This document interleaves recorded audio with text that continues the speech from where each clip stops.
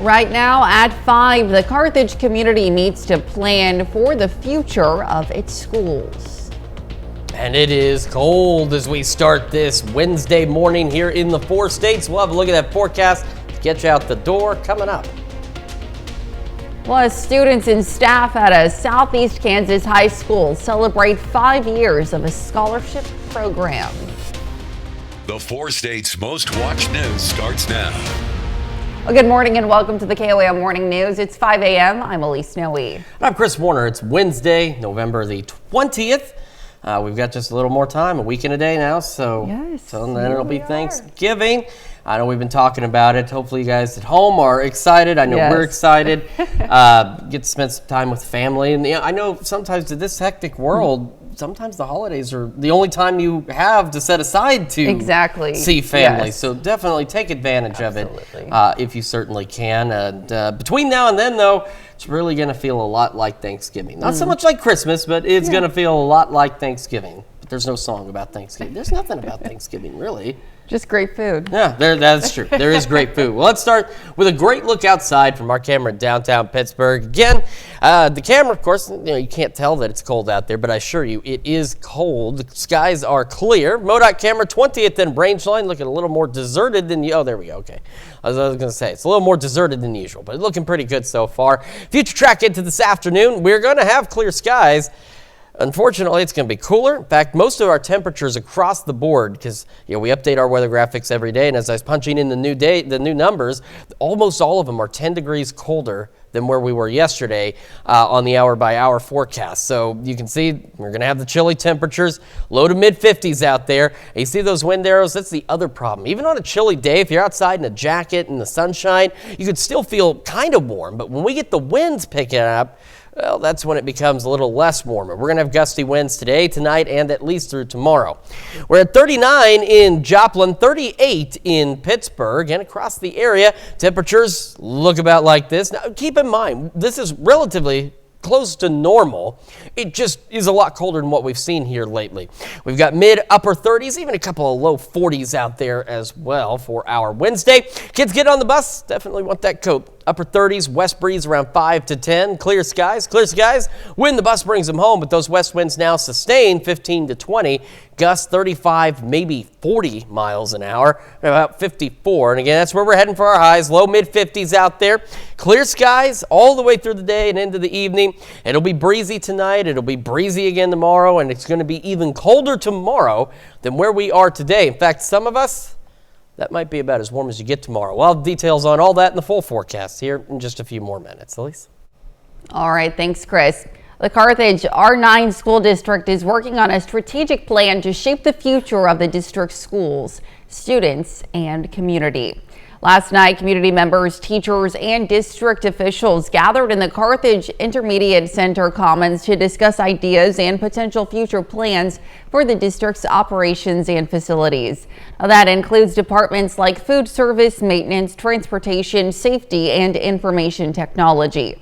The goal is to create a 2030 strategic plan for the entire district and gather community feedback on how to manage rising operational costs and ensure facilities stay up to date while still supporting student learning. Ultimately, I'd love for everyone to be at these meetings. The entire community has an open invitation to show up.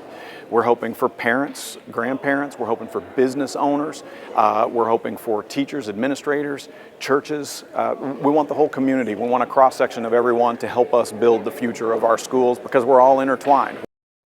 During the meeting, district officials also tried to measure community support for future bond issues and possible tax levy increases to support daily operations and potentially build a new high school auditorium. Well, it's been 5 years since the launch of the Neodesha Promise Scholarship Program. And yesterday, Neodesha High School celebrated the 5th anniversary of the scholarship with an assembly. The scholarship covers tuition for students in the Neodesha School District to attend either university, technical college, or community college. The program allows students to follow their dreams and career goals without worrying about the cost. During its first 5 years, the scholarship has helped 148 Neodesha High School graduates. College is getting so expensive now. And anything we can do to alleviate those barriers to success is huge for students. To qualify for the scholarship, students need to have at least a 2.0 GPA. Well, a new activity is coming to the Christmas on the Bricks celebration in Fort Scott, a synthetic ice skating rink. Now, it's been a community effort to create the rink with fundraisers and donations funding the cost of the project. KOAM Samantha Walker has more on how organizers hope the rink will see more people skate into the city. We hope to kind of have that hallmark feel with people skating on the synthetic rink and Christmas music playing and lights. While the Gathering Square Pavilion in Fort Scott may look empty now, it will soon be turned into a winter wonderland. Supported by community efforts, a synthetic ice rink is coming to the downtown this December in time for the annual Christmas on the Bricks event. I just felt that there was something else that we could do to bring something to Fort Scott that the families here would enjoy, but then also something that would draw people to our community. We have such a unique town, and people came for that event, but thought this would be a great thing that we could add that people could come back following weeks after our event. To create the skating experience downtown costs an estimated $50,000.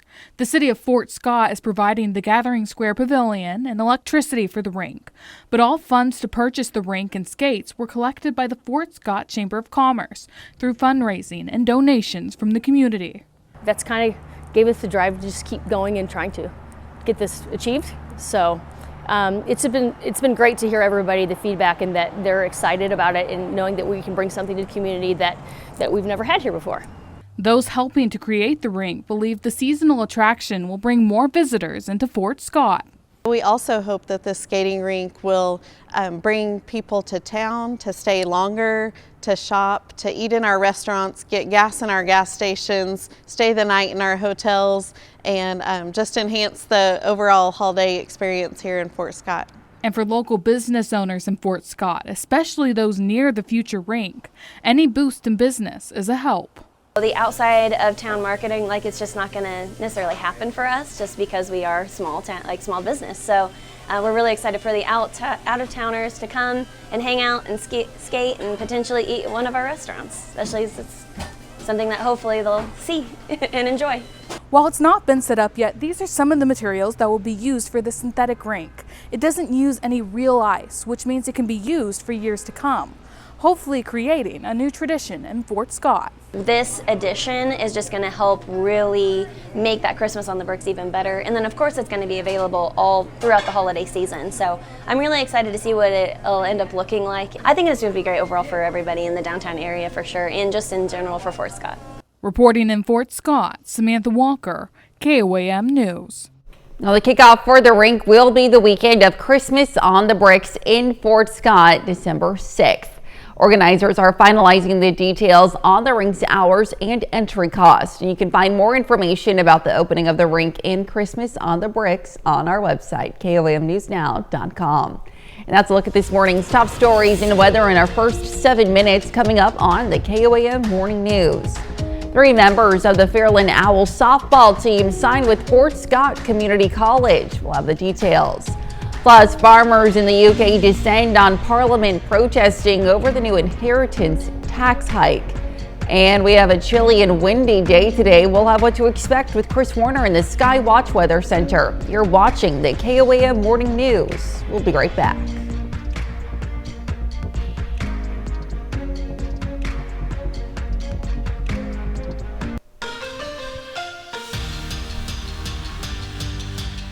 Fort Scott Community College softball picks up 3 commits from Northeast Oklahoma who have helped turn Fairland into a perennial powerhouse in the Lucky 7 Conference. 3 Fairland softball players signed yesterday afternoon with Fort Scott Community College. Aubrey Kenzie, McKenna Lawson, and Grayson Briggs helped lead the Owls to 4 district championships and 2 state tournament appearances in their time at Fairland. Now, all 3 of them are ready to make an impact with the Greyhounds. I just really liked it there. I like the community and I really like the coach, and it just felt like it could be home. Their field is really nice. They have a really nice workout room. It's just nice there. It seems like it's an easy transition from here going there because I know people and then I'm going with my friends, so it's just easy. It's really nice. We've played together our whole lives, so to just keep on playing is fun. Their coaches, they have a really nice coach, and I just like the facility itself, and I'm also going with two of my best friends. We've all talked about it before, but we all just started committing one at a time, and I just thought it would be a great idea to go with my friends. The MIAA releases its all-conference awards for football yesterday afternoon. Central Oklahoma's Adam Dorrell is the coach of the year after leading the Broncos to an outright MIAA championship. Here's a look at the local honorees featured in the first team All-MIAA. Will Huggins and Landon Blubaugh both represent Pitt State on the offensive side of the ball. 3 more PSU players are first-time All-MIAA on defense. Cole Sample and Jordan Rogers, as well as Jack Barkley, who is the only Gorilla to be unanimously voted to the first team. Then 5 Pitt State players are named to the second team All-MIAA. Jack Roberts, Drew Daniels, Malik Berry, Alex Gaskell, and Jalen Fuchsa. On the third team, Pitt State running back Noah Hernandez, as well as a couple of Lions, Deontay Campbell, a tight end, and offensive lineman Kenny Furman represent Missouri Southern. We have the full list, which includes honorable mentions from both PSU and Southern, on our website, KOAMnewsnow.com/sports. Webb City Lady Cardinals last night hosted a basketball jamboree, their first match against Neosho. Check this out. Addie Burns assists Whitley Keith, and she drains the 3 for Webb. We'll skip to the next game. This one, Webb City against Carl Junction, and Lady Bulldogs get the steal. Destiny Berge in transition. Can't finish the layup, but Desi Williams grabs the board, puts it back up and in. Next quarter, no-look pass gets taken away by Kira Long. She goes behind her back, then through her legs, and tops it off with a score. Now Webb City against Aurora. Lady Hounds Kaylee Cole off the fast break. She knocks it in. Bucket is good, plus the foul. Next quarter, we're going to go to Kira Long again, and she drains the 3-pointer to wrap up the jamboree. High school basketball season in the 4 states gets started next Monday. Over to college basketball, Pittsburgh State men fall 89-71, the 5th-ranked Washburn. Despite the Ichabod's being in the MIAA, this actually does not count as a conference game. The Gorillas dropped to 2-3. Their next game is the home opener a week from today. Well, still to come, a new study suggests aerobic exercise can reduce your risk of dementia. Plus, got another check of that chilly forecast when the KOAM Morning News returns.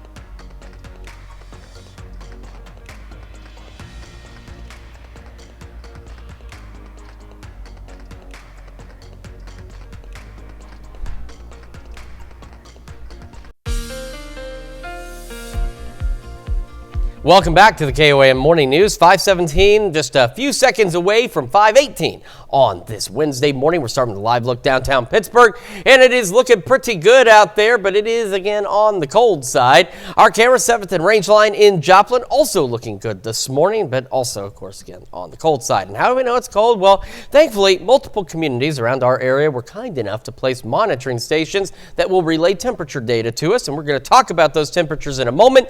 But I also know you want to know, well, what kind of coat do I need? I mean, it's chilly this morning, but do I need one that's a little lighter for later today? Or I know they make those coats with the removable layers and all that good stuff. So what do you need? Well, it's going to depend on your tolerance for cool weather. By about noon, most of us right around 50 degrees, low 50s. You can see Yates Center maybe at 49. The other issue we're going to face is, well, that's not really all that bad. On a nice sunny day, 50 degrees isn't bad. You know, there's a big difference between and this happens a lot, and you folks, you know what I'm talking about here. I say that all the time, but I know you know. There's like a warm 50 and a cold 50, okay? Today's going to be one of those cold 50s because we're going to have west winds gusting upwards of 35, maybe 40 miles an hour at times out there, so we're going to have to contend with that. It is going to make it feel colder out there than what it already will be. So, again, jacket. It's dependent on your tolerance for the cold. Overnight tonight, again, back around normal. It's just going to feel a lot colder. Some of us maybe even a little below normal. We're looking at low, mid, and some upper 30s. Now, Thursday, it's going to be breezy again. Northwest winds gusting upwards of 30 to 35, but the temperatures are going to have a harder time warming up. Take a look at noon tomorrow. We've got low, mid, and upper 40s. Now, again, off into northeastern Oklahoma, you guys are going to be warmer than the rest of us. Not significantly so, but you're probably going to be a bit warmer. But a lot of folks that's about as warm as you're going to get. We're looking to maybe struggle getting out of the 40s for highs on our Thursday, which then, of course, will lead to a pretty chilly overnight into Thursday, from Thursday night into Friday. We're looking low 30s, maybe even some upper 20s as we head into our Friday morning. And we'll have another hard time warming up Friday, but we will eventually start crawling back up around the low 50s again on Friday with more sunshine. So that's the nice thing. We'll have plentiful sunshine. Now onto those temperatures. 39 in Joplin. West breeze at 7 is making it feel like it is 34 degrees. And around the area, is cold, okay? Like I said, anything really below 60 for me, shoot, even below 70 sometimes is cold. We are sitting mid-upper 30s for most of us out there. We do have some low 40s here and there, but again, we're pretty close to normal. So it feels cold because we haven't had a lot of normal days. We have a book. We keep all the temperature data, forecast data every year. And every day. And I was looking back at it, and we really haven't been all that cold yet this year. In fact, last month in October, let's see, I think if I remember the count right, we broke 5 record highs and tied 2 others, and then had a record low, all within the same month. Starting our day, clear skies, 40 at 8 a.m., 51 by 11. Sunny skies continue, winds picking up late morning into the afternoon. And again, we're looking low to mid 50s for those highs out there. As we head through the evening hours, temperatures, of course, will fall. No cloud cover, no thermal blanket, so we get chilly, eventually back into the low to mid 30s. And over the next 10 days, that roller coaster ride will continue. Again, chilly tomorrow and into Friday. Then we start going back above normal as we head into Sunday, Monday, maybe some showers, and then we're watching rain chances next week. Now take a look at Thanksgiving. I know shower chances have appeared, and look at those temperatures. Lows in the 20s, highs in the low 40s. It's going to be cold, it's going to be wet. We'll be keeping an eye on it. There might even be a little bit of light snow. So nothing to panic about yet, but we'll keep an eye on that for you. Let's check your forecast. We're back with Health Watch right after this. Topping Health Watch this morning. Well, a new study shows another benefit of aerobic exercise. In middle and old age, it could reduce the risk of dementia. Now, the study reveals good cardiorespiratory health was shown to delay the onset of dementia by 1.5 years. People genetically predisposed to Alzheimer's reduce their risk by 1/3. Cardiorespiratory health can be boosted at any point in life, but if you do nothing, that health decreases by 3 to 6% each decade in your 20s and 30s. And the American Heart Association says the decrease grows to more than 20% in your 70s and beyond. Now, the study looked at more than 61,000 people over 15 years, but it was observational and does not establish direct cause and effect. Well, bird flu has now led to more than 4 dozen infections in U.S. humans. Now, while most human cases are mild, health officials are keeping a close eye to the north as a Canadian teenager was hospitalized in critical condition with a confirmed H5N1 infection. Amanda Gaither looks at the latest U.S. data and how you can help prevent an infection.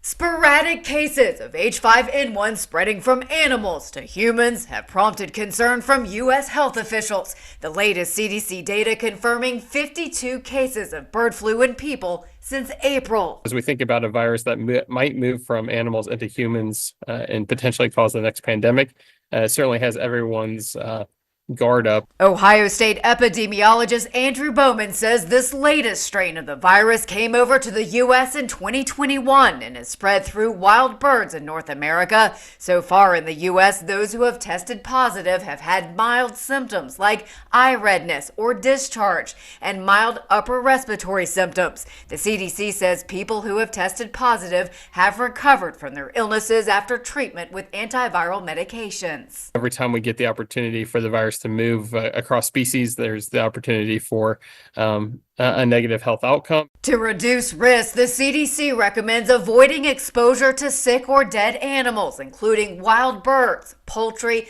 other domesticated birds, and unnecessary exposure to wild or domesticated animals like cows. The agency advises against drinking raw milk. They say pasteurized milk is safe to drink. Avoid exposures to things like animal waste, bedding, or other materials touched by an animal with suspected or confirmed bird flu. And for those who work with animals at risk of exposure, wear protective equipment. This time, I think it's heightened awareness, and there's no need to panic. For Health Minute, I'm Mandy Gaither. Now, Bowman says the food supply in the U.S. remains safe.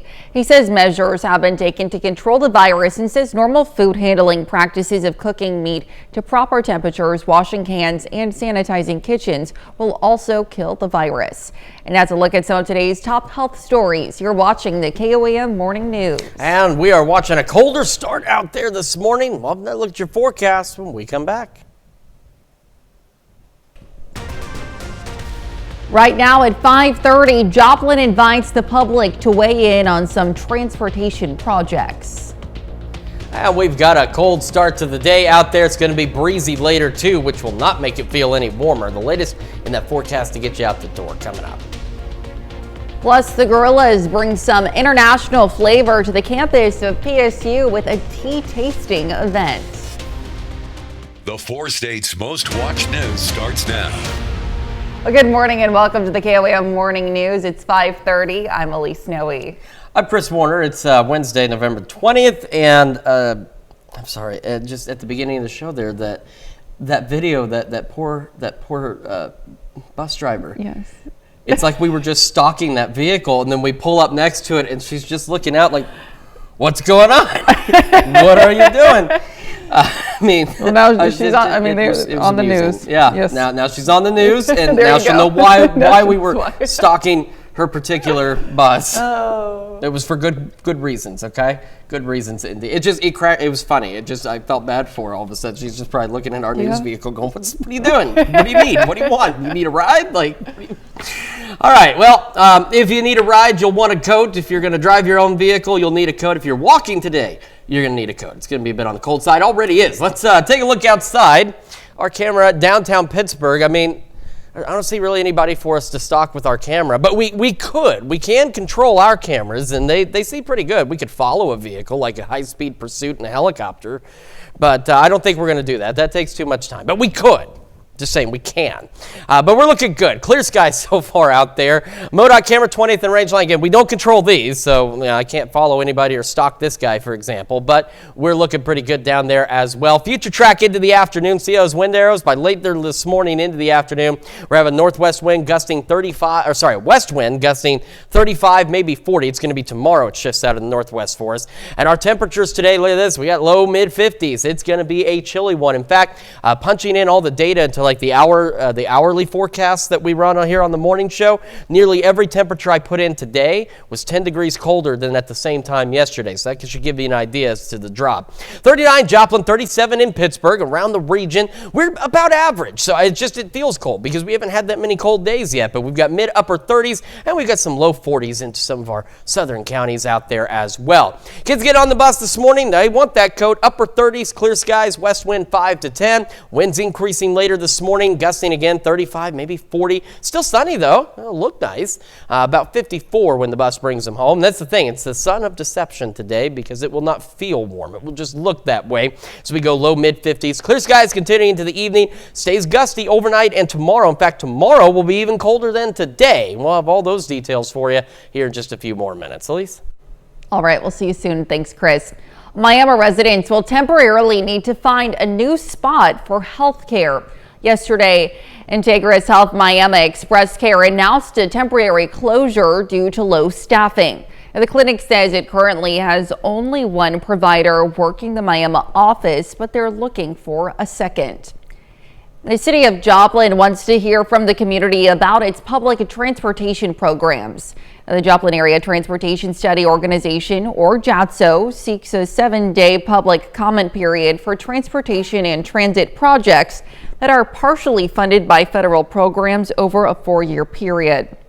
Now, up for proposal is one project modification and also adding 2 projects.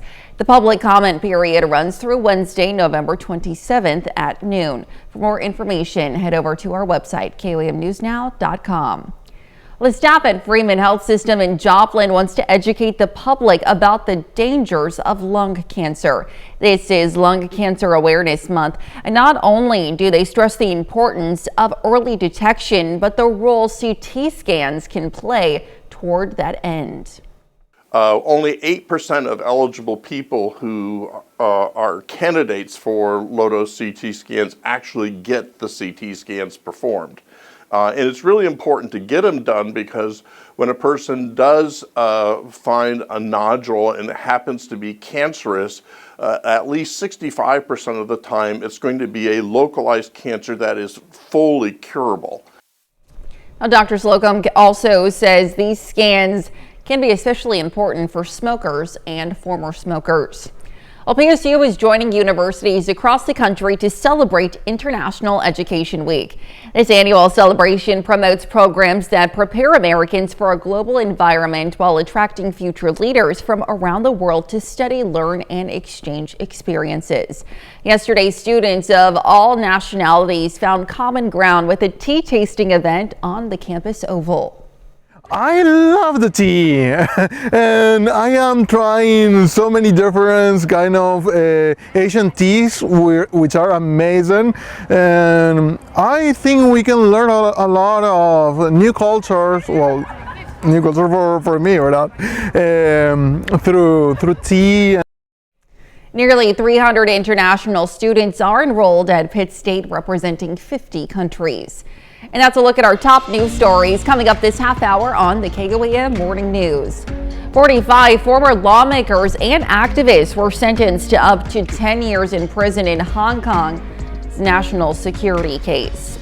Plus, Ukraine struck military targets inside Russia for the first time using U.S.-provided weapons. We'll have the latest. You're watching the KOAM Morning News.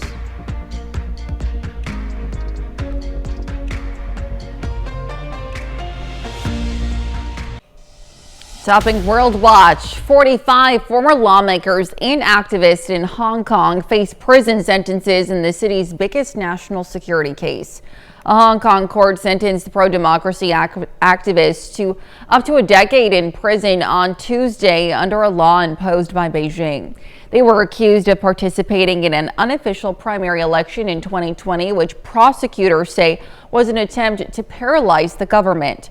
Now, judges in the case say the activists' plans would have resulted in a constitutional crisis. 2 of the original 47 original defendants were acquitted earlier this year. The rest were either found guilty of conspiracy to commit subversion of voluntary pled guilty, rather. Ominous words from Russia's president after Ukraine fires U.S.-made long-range missiles into his country. Vladimir Putin is formally lowering the threshold for his nation's use of nuclear weapons. Now, it's a chilling indication of the significant dangers around the world. During the final 2 months of the Biden-Harris administration before President-elect Trump is inaugurated as the 47th president. Jennifer Griffin is at the Pentagon with the story. Overnight, Ukraine struck military targets inside Russia for the first time using U.S.-provided long-range strike fires known as ATACMS. Hours later, in response, Russian President Vladimir Putin signed a new nuclear doctrine, lowering the Kremlin's threshold to use tactical nuclear weapons. He had warned he would do so in September if the U.S. permitted Ukraine to strike Russian territory. It is a signal that they want to escalate the conflict, and it is impossible to use these high-tech missiles without the Americans. Putin has said this many times. The Pentagon says it has seen no change to Russia's nuclear posture, despite its saber rattling. We don't have any indications that Russia is preparing to use a nuclear weapon within Ukraine. We don't see any changes that need to be made to our own nuclear posture. The pre-dawn attack struck a military facility in the Bryansk region of southwest Russia, just north of Kursk, where 11,000 North Korean troops are preparing to attack Ukraine. When President Zelensky visited the White House in September, he asked President Biden to lift the restriction, a request Biden rebuffed for more than a year, fearing an escalation with Russia. All this has led to a tense situation in Europe. On Monday, Sweden distributed millions of pamphlets on wartime preparation, updating the In Case of Crisis or War Guide to reflect the worsening security situation. The revised version is now twice as long as it was 6 years ago. The White House is expected to announce another $275 million weapons package for Ukraine, part of the $60 billion supplemental passed by Congress last spring. The weapons will come from existing U.S. stockpiles and will include the HIMAR rocket launching system, artillery shells, drones, and Javelin missiles. And that's a look at some of your biggest headlines from around the world. We'll be right back.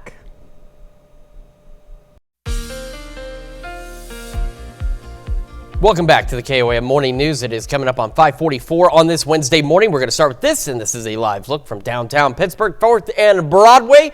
Looking good so far. It is, again, on the cold side out there, and we're looking great from our camera at 7th and Rangeline in Joplin as well. As I said, though, looks can be deceiving. It's true in the summertime, too. It may look nice, and it's like 100 degrees outside, and in the wintertime, it looks great, but then it's like 20 degrees outside. Now, thankfully, we're not that cold as of yet, but we're just starting to get into the later months of the year, and we know temperatures can fall around here.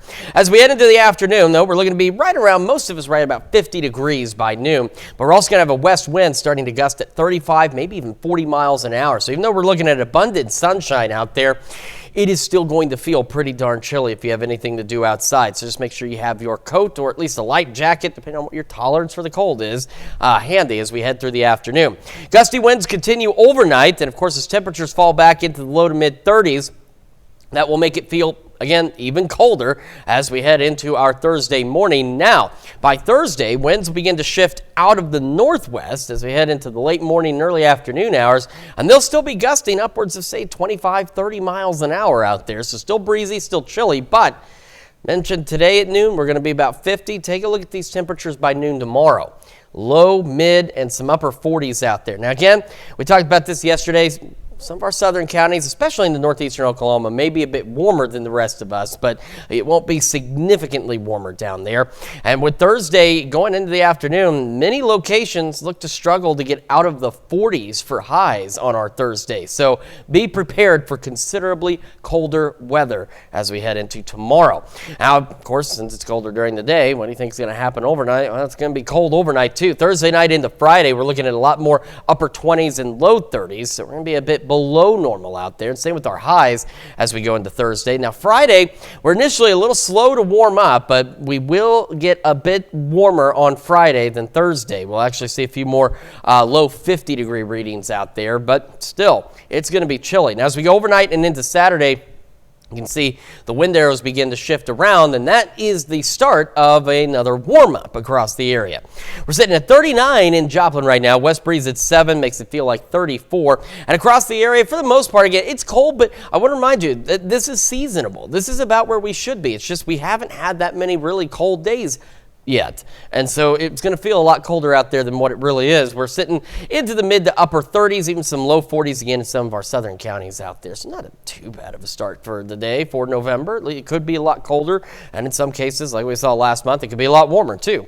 We're going to be about 40 by 8 a.m., clear skies through the morning, 51 by 11. Highs today heading into the low to mid 50s, and as I mentioned, this is what I was talking about. Each of these numbers, I update every day. All of these are about 10 degrees colder than the temperatures we plugged in, or that I plugged in yesterday morning into these spots. And the same holds true into the evening as well. Clear skies, still breezy overnight, and lows back into the low to mid 30s across the region. The roller coaster ride, though, will start to pick up again as we head into the weekend. So by Friday, we start to see winds turning out of the south. And as we go into Saturday, we start to warm up a bit. Now we're going back above normal. Rain chances on Monday. And look at that, Monday almost 70 degrees.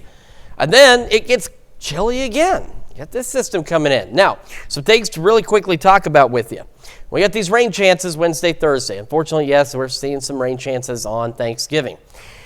Like we discussed this week, and you saw what happened, how quickly data changes. We're watching next week because next week, an even bigger Arctic chill rolls in. You can see we're falling back into the mid-20s, highs only into the low 40s and mid-40s out there. So these rain chances could result in some light snow as a possibility as we head into Thanksgiving. Still several days out, still a lot to keep an eye on, but like we said before, just something you want to keep in mind as we get closer to the holiday. That's Check Your Forecast. We're back with more right after this. Well, some 800,000 children were evacuated from London and other cities during World War II to keep them safe from Nazi bombing raids. Well, a new movie looks at one mother and son trying to reconnect during that turbulent time. David Daniel has a look. I want to stay with you. Yeah, I know.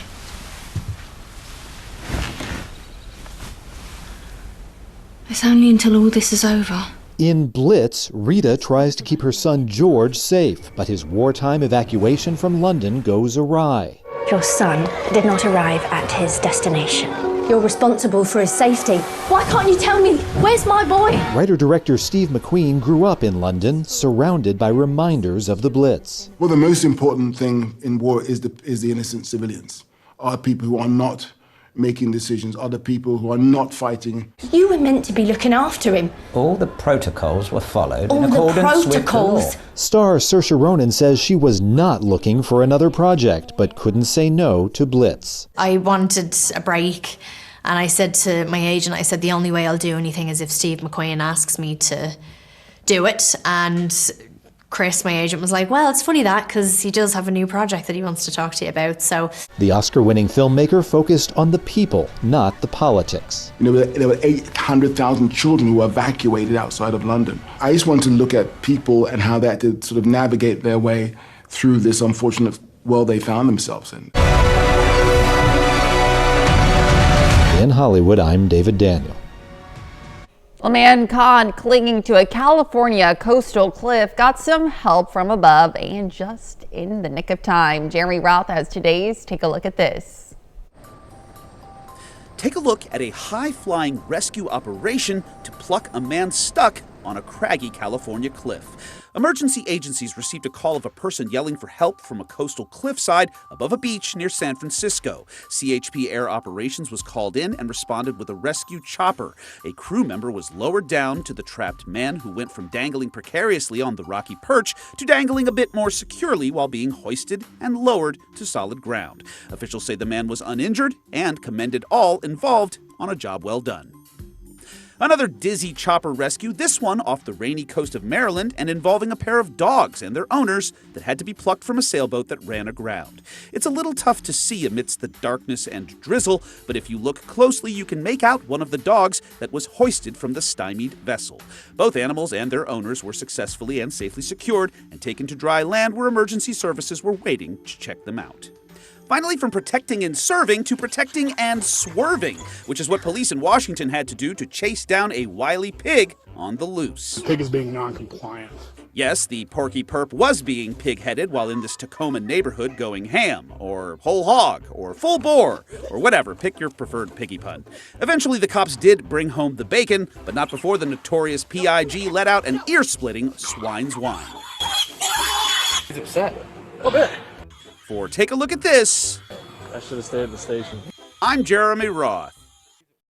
Stick around, we'll be right back. Well, Delta Airlines is shaking things up on its flights with a new food partnership. The airline says it will offer Shake Shack's cheeseburgers on its flights, but it will only be available to first-class passengers. Now, Delta travelers can order a burger, salad, chips, and a brownie, and the company plans to expand its menu in the future. The Shake Shack menu is set to take off on December 1st.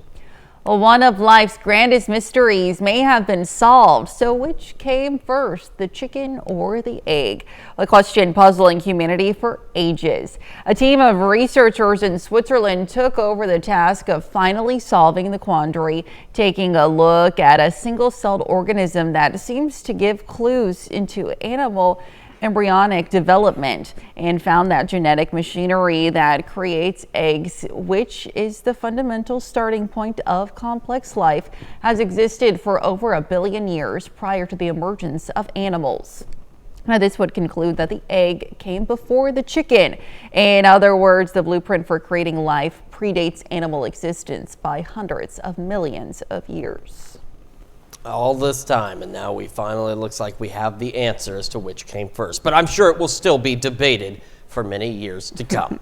All right, something that we can't debate because this is just the way it is, all right? If I could change it, I would. I can't. We're going to be about 40 as we start. Clear skies out there, 51 by 11 o'clock this morning. As we head into the afternoon, low to mid 50s, clear skies, but windy. West winds gusting anywhere from 35, maybe 40 miles an hour, so it's going to feel even colder. It will still be breezy overnight, gusts easing up a bit, 20 to 25 miles an hour tonight. Clear skies and lows back into the low to mid 30s. Our roller coaster will continue the dip through tomorrow, upper 40s for most of us for highs. Still breezy, northwest winds gusting 25 to 30. A little warmer Friday, south winds Friday night into Saturday warm us back up above normal. As we head into Monday, and we get some rain chances. Another wave comes in, temperatures fall, more rain Wednesday and possibly into Thanksgiving. And with some of those cold temperatures, again, we're several days out, but we are watching that possibility of maybe some light snow as we head into the beginning of Thanksgiving. So we'll keep you updated on all of that over the next several days. That's checking your forecast. We're back with more right after this.